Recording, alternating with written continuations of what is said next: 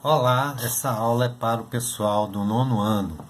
Hoje nós vamos trabalhar as condições do trabalhador assalariado no século XIX, basicamente naquelas regiões do mundo onde havia já um processo de industrialização avançado. Estados Unidos, Europa e Japão, né? Nós vimos que durante a Idade Contemporânea, após a Revolução Industrial, tá, a economia capitalista se transforma. Há uma grande urbanização e o desenvolvimento das indústrias nas grandes cidades. Crescem as cidades, uma grande quantidade de pessoas do campo vão para a cidade, deixam de ser servos camponeses e passam a ser operários ou trabalhadores assalariados. Quais eram as condições desses trabalhadores? Eram condições de vida extremamente desiguais. O que é desigual? O capitalismo é um sistema onde muitas pessoas têm poucos recursos e poucos, né, têm muitos recursos, ou seja, desigual, né? O Brasil é uma sociedade extremamente desigual, tá? O mais rico é 100 mil vezes mais rico que o mais pobre. Então, é uma grande desigualdade.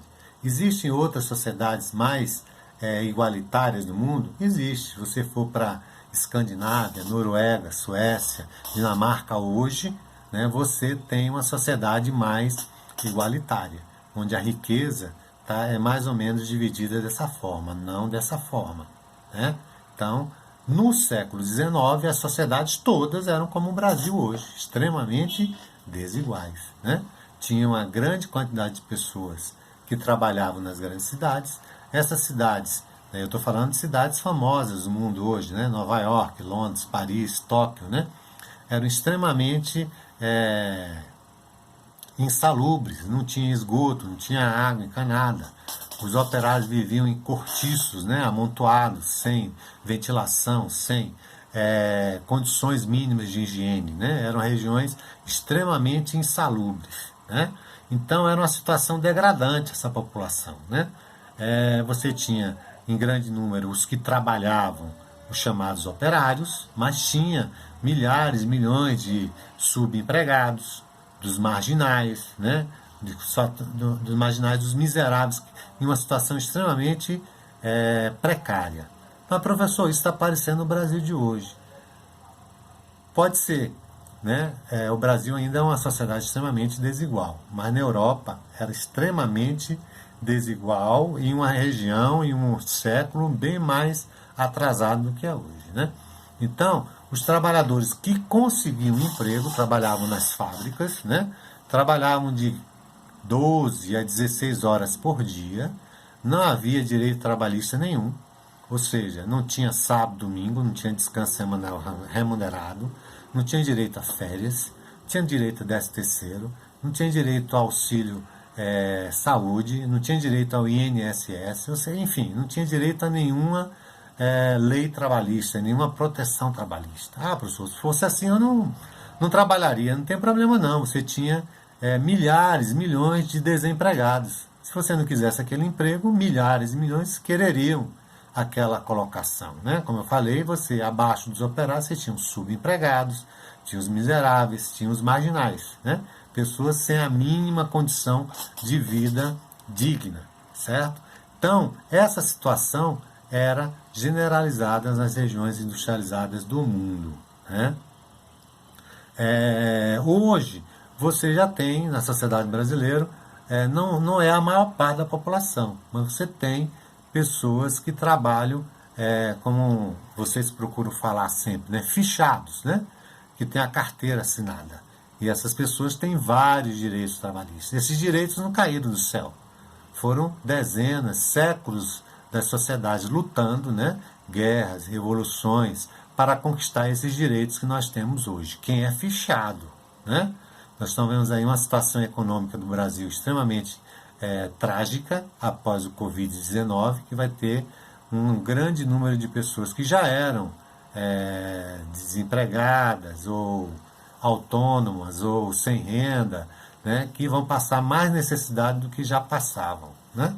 Embora você tenha as pessoas que, embora não tenham perdido o emprego, né, e sejam fichadas, ela tem ainda uma quantidade de direitos interessantes, né, para uma vida digna, não é uma vida de um rico, de um poderoso, mas uma vida digna, né? No século XIX e até hoje, há um grande preconceito em relação ao trabalho braçal, trabalho manual. O Brasil, esse preconceito vem até do sistema escravista que nós passamos grande parte da nossa história, né? O trabalho manual, o trabalho pesado, sofre muito preconceito. Isso no século XIX acontecia também. Bem, nessa situação precária de desigualdade, de miséria, você pode perguntar, mas os operários, professor, não faziam nada não? Ficavam de braços cruzados? Não, eles reagiram. Né? Eles reagiram de diferentes maneiras. Né? Fizeram vários movimentos de reação a essa exploração. O primeiro grande movimento, chamado movimento ludista, né? Tem duas explicações para esse nome, né? De que seria um operário inglês chamado Ned Luhmann, ou uma palavra latina de ludistas, que são jogos de montar, né? Ludos, lúdicos, né? E tudo mais. Tem essas duas explicações. Qual era a ideia desse movimento ludista? Como eles viram que os patrões exploravam muito eles combinaram o seguinte: quando acabasse o turno de uma fábrica, eles desligariam as máquinas e esqueceriam de propósito ferramentas dentro das máquinas. Ora, quando mudava o turno, o outro turno, quando ligava as máquinas emperravam, quebravam. Ou seja, a produção parava. Né? Logo, eles viram que esse movimento não daria certo. Por quê? O que é que fazia o patrão? Mandava todo mundo embora. Quando consertava as máquinas, né? Ele tinha prejuízo? O patrão tinha, mas ele dispensava todos os operários, ou seja, aumentava o número de desempregados. Então esse movimento não deu muito certo, um movimento ludista. Posteriormente, isso na Inglaterra, né? Também na Inglaterra, o movimento ludista na Inglaterra, e o movimento cartista na Inglaterra. O que era isso? Os operários combinaram, todos eles familiares, escreveriam cartas para o parlamento inglês, pedindo, exigindo leis trabalhistas para melhorar as condições de vida do trabalhador assalariado. Né? Então, milhares de cartas foram enviadas para o parlamento inglês. Deu certo? Não, porque a maior parte dos parlamentares eram representantes da burguesia, dos patrões, dos donos das fábricas. Esses não desejavam mudança, não desejavam melhoria para nenhum operário. Como eu já falei, todas as conquistas dos operários se deu através de movimentos, né? De guerras, de revoluções, de greves, paralisações. Nada veio de graça. Então o movimento cartista não deu muito certo também. Tá? Bem, com o tempo eles começam a organizar na Inglaterra associações de trabalhadores. Eles viram que um trabalhador sozinho, tá, era pouco, mas eles se juntando, várias fábricas, vários trabalhadores em associações, na Inglaterra chamada Trade Unions, né?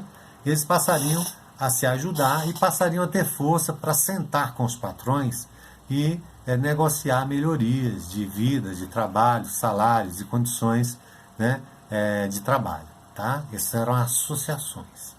Ora, deu certo? Em alguns locais melhorou, mas não melhorou para todos os operários de todos os locais de trabalho. Né? Logo o pessoal entendeu que uma associação em um local específico ajudava só aquele local específico. Aí o que é que eles aprimoram? Nós vamos criar um conjunto de associações. Nós vamos criar um sindicato. O sindicato dos trabalhadores. Então surge a organização de sindicato. Cada trabalhador de uma categoria. No caso do Brasil hoje, o trabalhador contribui com um dia de trabalho, o valor de um dia de trabalho dele no ano, para o sindicato. Então arrecada esse dinheiro, o sindicato se organiza, né, contrata advogados, contrata material de divulgação, né, e passam a representar aquele grupo de trabalhadores. Quanto mais sindicalizados, mais força tem o sindicato. Para quê? Para bater na porta do patrão e negociar melhorias de vida e de trabalho para aquela categoria. Cabe ao sindicato fazer isso. Professor, deu certo?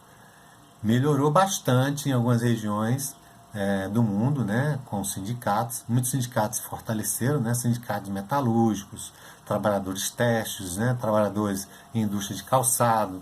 Até hoje, os sindicatos em algumas regiões do mundo têm muita força. Tá? Avançou muito, né, melhorou muito para os trabalhadores. Só que é o seguinte, os sindicatos passaram a perceber assim, melhorava para os trabalhadores assalariados, aqueles fichados, né? Mas eles viam que a sociedade, de modo geral, ainda era extremamente desigual, né?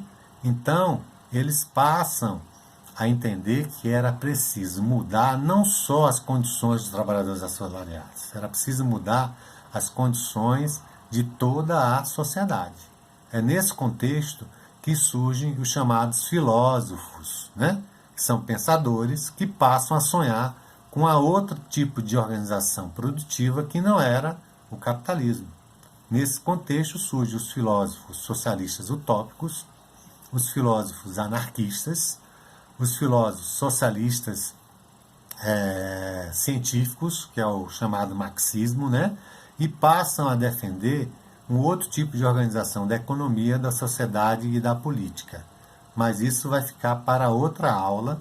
Eu sugiro que vocês procurem o blog do professor Paulo, né? Vai lá no Google, coloca blog do professor Paulo, CEF 102 Norte. Lá vocês vão encontrar teleaulas sobre o tema desta aula. Até breve.